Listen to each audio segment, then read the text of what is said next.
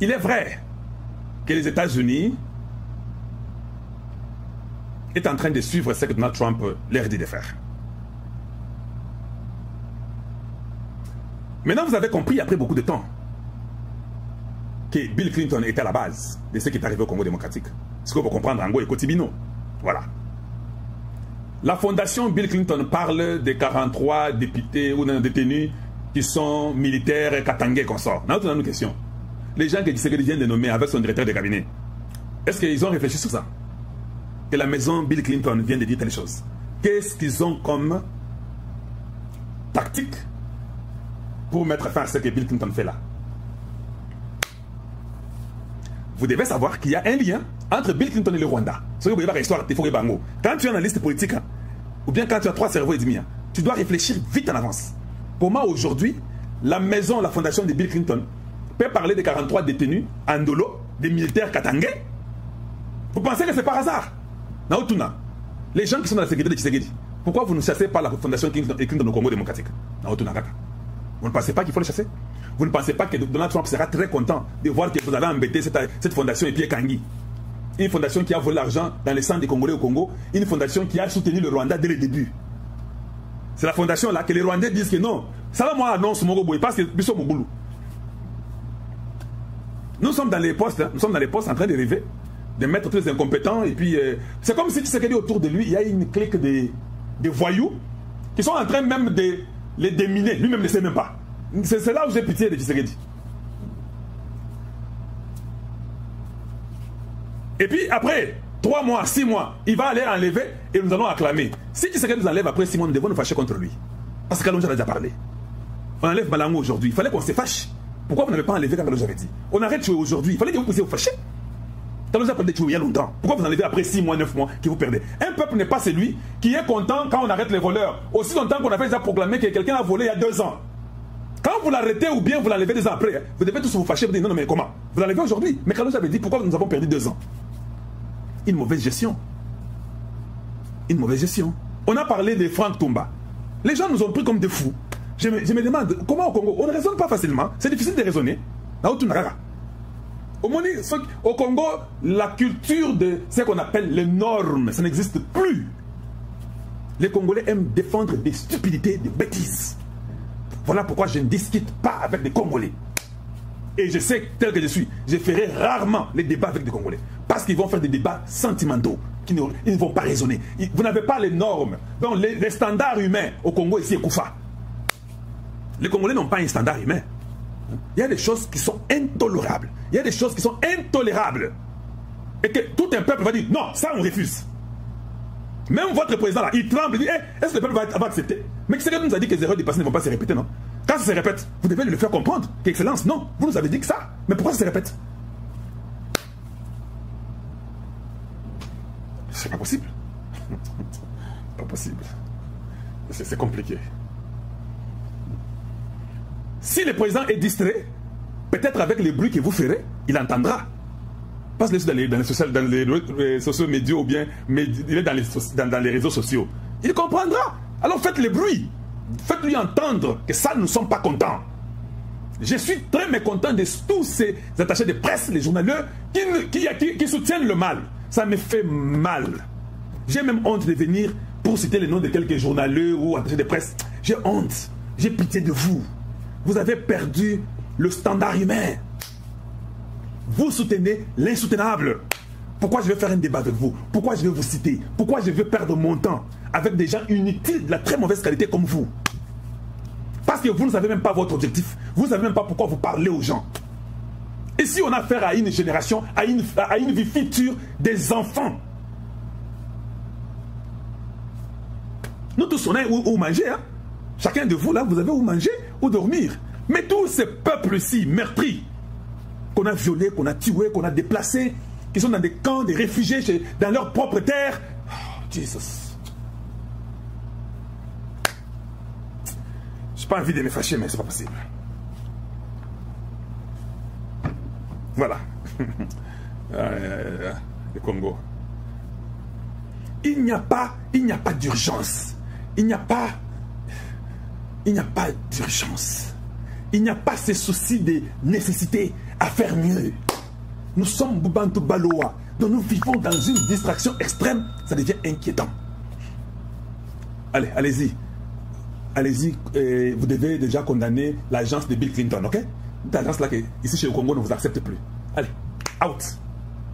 Quand ces mêmes généraux trahissaient, on prenait des terrains, des villes, l'agence Bill Clinton n'est jamais venue dire que non, il y a les généraux incapables qui font prendre des villes du Congo. Mais quand on les arrête, l'agence vient. Est-ce que vous ne comprenez déjà pas facilement que c'est une agence qui est manipulée parce que Bill Clinton a des ramifications avec Kagame au Rwanda? Chassez-le chez vous. Que je vous dise comment. Et si vous le chassez, Donald Trump sera d'ailleurs content. Notre ambassadrice aux États-Unis, vous ne pouvez pas faire un dossier pour aller causer avec les gens du département d'État, leur dire que non, il y a cette agence ici, Bill Clinton au Congo démocratique. Moi, je suis l'ambassadrice du Congo aux États-Unis. Il y a un dossier, ces gens, voilà. Il y a des dossiers sur l'agence de Bill Clinton. Vous créez une histoire, un dossier. Quand vous déposez au département d'État, directement, Donald Trump sera au courant parce qu'il s'agit d'un ancien président américain. Et c'est ce que lui aime, des choses comme ça. Il va récupérer Bill Clinton. Ils ont récupéré Obama. Il va les récupérer aussi. Passons les gens qui l'ont fait du mal, il ne va pas les laisser. Non, chez nous, ce sont des postes. Quand tu connais le directeur de cabinet qui connaît quelqu'un qui connaît quelqu'un, 100 000 aux postes, 50 000 aux postes, qui se des signes, pamba, pamba, et puis, ça le du mois, ça le calcule, quoi. Donc, ça arrive, on votait tellement, la mitaka là, les marabouts, beaucoup de bêtises autour de lui. Lui, il vient seulement, oh oui, ok, ah, ok, celui-là, ok, c'est bon. Et puis, c'est ici, oh, c'est ici, oh, c'est bon. Les chargés des stratégies de Tshisekedi qu'on a nommé, il est venu aux États-Unis faire la théologie. Ce garçon-là, il est venu aux États-Unis faire la théologie pendant 2 ans. Mais comme il prie à Philadelphie, on a seulement dit à Tshisekedi que non, c'était un chargé, il a fait des études de stratégie et comme ça. Il n'y a même pas de contre-expertise pour découvrir ça. Tshisekedi les prend, il les met comme chargé de stratégie. Et stratégie n'a pas été dans votre Tshisekedi. Stratégie n'a pas été dans votre Tshisekedi. Ceux qui vaudosent, ces pasteurs-là, il va aider Tshisekedi dans quelle stratégie? Qu'est-ce qu'il connaît? Parce que là, il y a Philadelphie. Vous jouez avec le Congo, hein? Vous voyez comment vous commencez à négliger des choses. Vous jouez avec le peuple. Même les gens de Philadelphie là, ils ne sont même pas aussi intelligents. Ils ne comprennent pas qu'ils se créent des ennemis. Si vous êtes des vrais pasteurs, c'est pourquoi j'avais vu un jour Anthony Akomi Morobo Yabadil. Il était lui-même superviseur. Ça ne sont pas des pasteurs, ça sont des pasteurs de la très mauvaise qualité. Nous savons qu'il y a des vrais pasteurs qui sont capables, des prophètes, des docteurs qui existent, qui sont Congo, qui sont connus. Mais ça sont des pasteurs de la très mauvaise qualité. Yo, osant un rôle principal à la tête de cabinet, tu prends, tu te fais superviseur sur un dossier pour avoir l'argent des jetons. Hey, faites votre temps. Volez et prenez ce que vous pouvez prendre. Vous serez vraiment sanctionné. Ne vous en faites pas. Les Congolais là que vous voyez là, oh non, ne vous en faites pas. Vous pouvez jouer aujourd'hui, vous jouez demain, vous jouez après-demain. Mais le lendemain, vous n'allez pas jouer. Le peuple va vous sanctionner d'une façon que vous n'allez pas comprendre. Et c'est comme ça. Et vous ne pourrez rien contrôler. Faites un effort de parler la maison Clinton Edima et le moyen qui est défend la Bango. Faites déposer à l'ambassade, faites quelque chose. Voilà, c'est un conseil que je vous donne gratuitement sans être payé de toute façon. Pas possible. Laurence Kanyuka. Les Français, il y a d'abord la contrebande des minéraux congolais. C'est pourquoi les Américains l'ont sanctionné. Il vend les minéraux, il fait des minéraux illicites. Il vend aux États-Unis et puis il vend en France, pardon. Il a une compagnie en France, il fait ces bêtises-là. Et les Français complices. Nous, notre travail, c'est de Tshisekedi, ne parle pas en France. Non, président, il faut qu'il y ait. Il y a des gens qui n'aiment pas que le Congo change. À que nous sommes en France. À que nous sommes.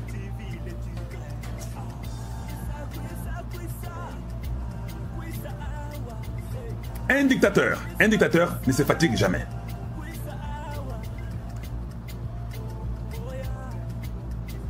Je voulais mettre un petit truc là que Donald Trump a pu dire. Suivez un peu ça avec moi, on va lire. President Ferdinand Marcos of the Philippines is just leaving the White House with all of his many representatives. It was a beautiful visit, and we conclude our trade deal whereby the Philippines is going open market with the United States and zero tariffs. The Philippines will pay a 19% tariff. In addition, we will work together militarily. It was a great honor to be with the president. He is highly respected in his country, as he should be. He is also a very good and tough negotiator. We extend our warmest regards to the wonderful people of the Philippines. Le président Ferdinand Marcos, le président des Philippines, a seulement quitté la Maison Blanche maintenant. Il était ici avec beaucoup de ses représentants.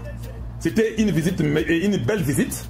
Et nous avons conclu des accords où les Philippines vont ouvrir leur marché aux États-Unis. Et les États-Unis paiera 0 tarif, mais les Philippines vont payer 19% de tarifs. En addition, on va travailler ensemble militairement. Donc certainement que les 0 tarifs américains, parce qu'il y aura le travail militaire avec les Philippines, c'est ce qui fait qu'ils vont payer 0, je sais que j'ai compris. C'était un grand honneur d'être avec le président. Il est vraiment respecté dans son pays et il doit être respecté dans son pays. Il est aussi une très bonne personne et puis un négociateur très fort. Nous sommes en train d'étendre notre accueil chaleureux au peuple merveilleux des Philippines. Allez, voilà, c'est ce que Donald Trump a parlé du président des Philippines. Pourquoi j'ai mis ça? J'ai mis ça pour le président Tshisekedi. Quand vous viendrez aux États-Unis, Donald Trump causera avec vous. Il va parler avec vous sur la sécurité et sur le deal des minéraux congolais. Soyez un bon négociateur. Et je crois que le Congo pourra gagner. Montrez toutes les choses que le Congo a endurées. Parlez avec subtilité de démontrer combien un peuple a souffert pendant 30 ans. Il n'y a que vous, Donald Trump. Sans vous, le Congo était mort. Avec votre arrivée, ça va sauver le Congo. Parce que vous êtes le seul avocat du Congo. Répétez ces mots-là chez Donald Trump. Vous êtes le seul avocat du Congo. Nous sommes morts, on a tout fait.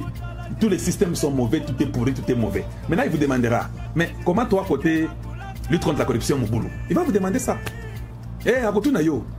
Voilà pourquoi, des fois, nous disons, Excellence, on doit faire un effort pour que nous ayons quand même une bonne gestion dans ce qui concerne la lutte contre la corruption. C'est très important.